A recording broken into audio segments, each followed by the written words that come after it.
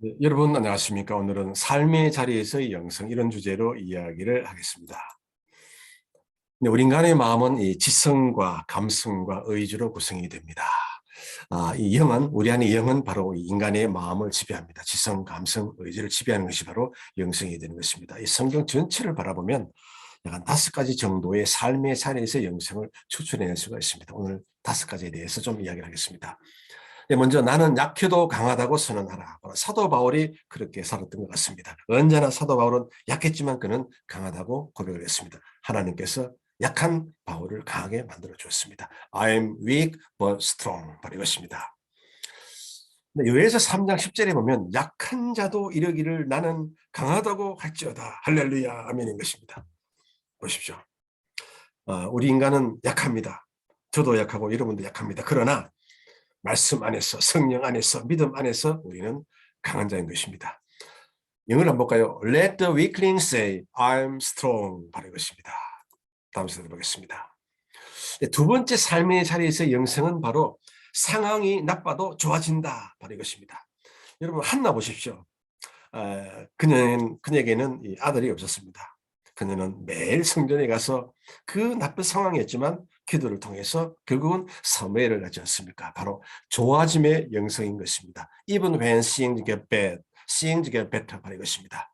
상황이 나빠도 좋아진다. 이것은 우리 기독교인에게 있어서 정말 중요한 위치를 차지합니다. 삶을 살아가다 보면 얼마나 많은 고난이 오지 않습니까? 고난, 역경, 문제, 많은 일들이 생깁니다.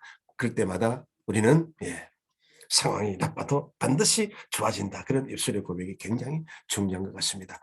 말씀을 한번 볼까요? 로마서 8장 28절에 보면 모든 것이 합력하여 선을 이루느니라. 바로 이것입니다. 어떠한 시련의 고난을 지날지라도 우리는 정금같이 나올 수가 있는 것입니다. 로마서 8장 28절. 합력해서 선을 이룬다. 이걸 한번 볼까요? For those who love God, all things work together for good. 바로 이것입니다. 상황이 나빠져도 나빠도 좋아진다. 그래, 좋아짐의 역사인 것이 바로 두 번째로 이야기를 하고 싶습니다. 세 번째는 제가 성경 전체를 생각을 총체적으로 이렇게 보면 작아도 크다고 생각한다. 바로 확대의 영성인 것입니다. Declare that even if it is small, it will become large. 바로 이것입니다.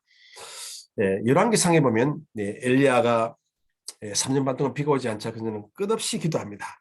마지막 7번째 기도하는 다음에 멀리 조각구름 하나가 보입니다. 사람의 손만한 작은 구름이 일어나나이다. 네, 이 엘리야는 조각구름만한 이 손바닥만한 구름을 보고 그는 장대비를 생각한 것입니다. 바로 확대 영성을 하겠습니까?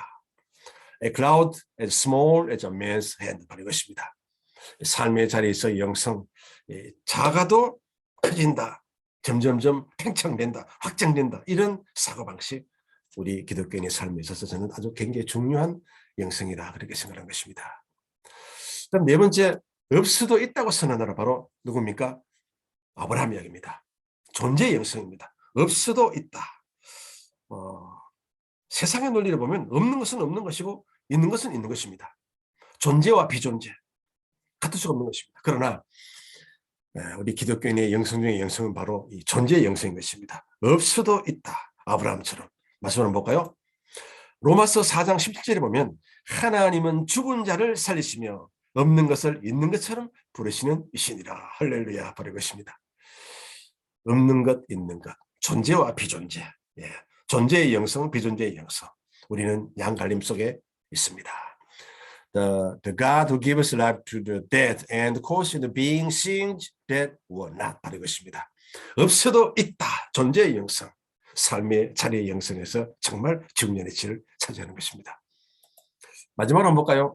아파도 아프지 않다고 고백하는 믿음의 사람. 바로 이것입니다. 치료의 영성. 이것입니다. 건강의 영성. Confess that you are not sick even if you are sick. 바로 이것입니다. 출애굽기 15장 26절에 보면 나는 너희를 치료하는 야의 이민이라. 할렐루야. 저도 이제 나이가 60이 넘어가니까 온몸이 여기저기 조금 비틀거리는 것 같습니다. 그때마다 우리는 야이는 치료하시는 하나님이시다. 라파 하나님이시죠.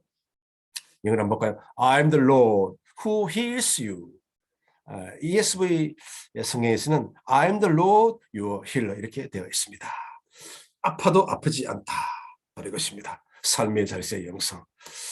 네, 이 마지막 치료의 영성은 오늘날 우리에게 정말 삶 속에서의 중요한 그런 메시지를 주는 영성이 아닐 수 없는 것입니다.